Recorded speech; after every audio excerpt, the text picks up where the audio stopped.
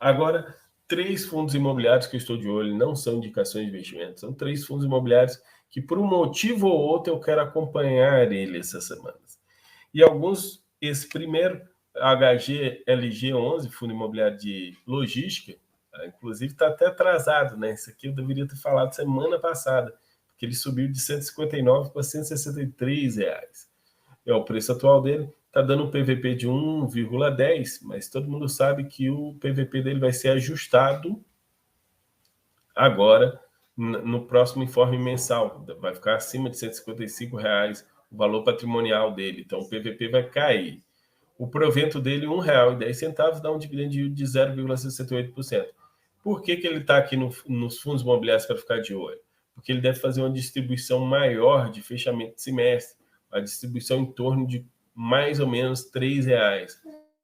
E os fundos imobiliários similares, quais os dividend yields dos fundos imobiliários similares a ele? XPLG 11 está pagando 0,74%, VILG 11 0,73%, BRCO 0,70%, BTLG 0,75%.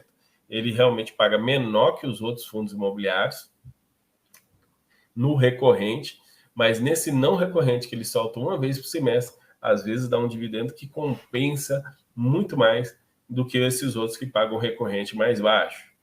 Mais um fundo imobiliário que também vai fazer uma distribuição extra é o HGRU, Fundo Imobiliário de Varejo e Educacional. Ele tem quase meio a meio, tem mais varejo que educacional, mas ele é quase meio a meio nesse sentido. O preço dele está R$ 119,12, o VP dele 120, o PVP está dando 0,99. O último provento foi 82 centavos. Dividend yield de 0,66%. A distribuição, devido a algumas vendas que ele fez e acumuladas no decorrer do semestre, eu acredito que venha acima de R$1,80. Mais ou menos R$1,80 vai vir essa distribuição, aí vai ser um dividendo bem gordinho. Mas se a gente olhar para os outros fundos imobiliários de varejo ou educacional, você vai ver que o dividendo dele é abaixo mesmo, e essa distribuição extra dá uma compensada boa.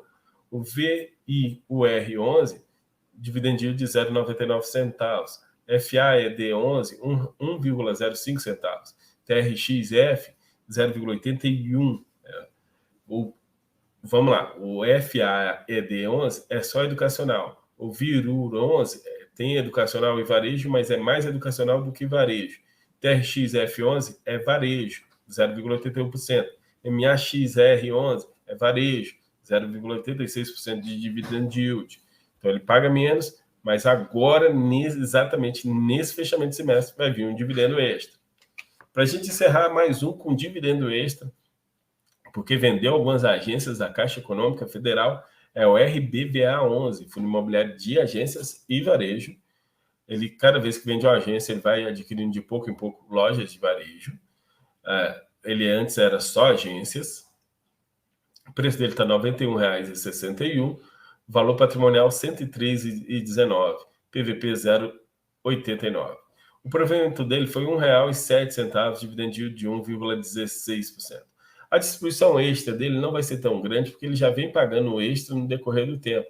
Então, eu acredito que ele vai pagar mais ou menos R$ 1,10, talvez um pouquinho mais que isso, mas o dividendo dele agora, sim, ele está bem maior que os outros similares.